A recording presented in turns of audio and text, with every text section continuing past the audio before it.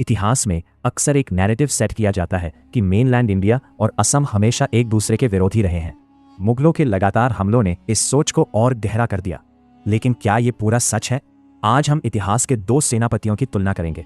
दोनों का नाम सिंह था। दोनों मेनलैंड इंडिया से असम आए थे, लेकिन दोनों के मकसदों में लगभग 150 साल और आसमान जमीन का अंतर था। एक असम को गुलाम बनाने आया था और दूसरा असम की आज़ादी के लिए अपनी जान देने आया था। सबसे पहले बात करते हैं 1671 के मुगल काल की।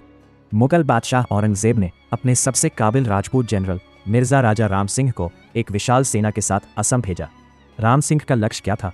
अहोम साम्राज्य को पूरी तरह कुचलना, गुवाहाटी पर कब्जा करना और असम की संपत्ति को लूटना।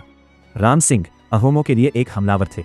सरायघाट के ऐतिहासिक युद्ध में महान वीर लाचित बोरफुकन ने राम सिंह को बुरी तरह हरा दिया। इस मुगल नैरेटिव ने मेनलैंड और असम के बीच एक गहरी मनोवैज्ञानिक दीवार खड़ी कर दी। इसने ये साबित किया कि दिल्ली का साम्राज्य असम को सिर्फ एक शिकार के रूप में देखता था। अब कहानी को 150 साल आगे बढ़ाते हैं। 1820-1822 का दौर, ये असम के इतिहास का सबसे काला अध्याय था। मानोर दिन यानी बर्मीज आक्रमण। बर्मीज सेना असम में कत्लेआम मचा रही थी। अहोम राजा चंद्रकांत सिन्हा अपनी पूरी ताकत से लड़ रहे थे, लेकिन वो हार के करीब थे।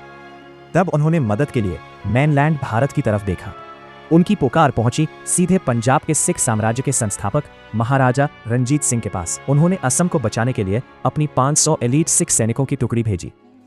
इस टुकड़ी के सेनापति थे जनरल चैतन्य सिंह। चैतन्य सिंह मेनलैंड से आए थे, लेकिन वो मुगलों की तरह हमलावर नहीं थे। वो एक रक्षक थे।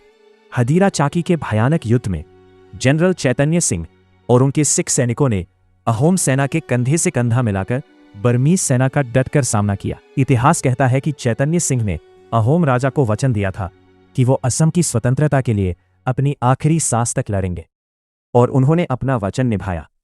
एक मेनलैंड इंडियन सेनापति असम की मिट्टी को विदेशी दुश्मनों से बचाते हुए युद्ध भूमि में वीरगति को प्राप्त हुआ। चैतन्य सिंह की शहादत के बाद एक और अद्भुत घटना हुई।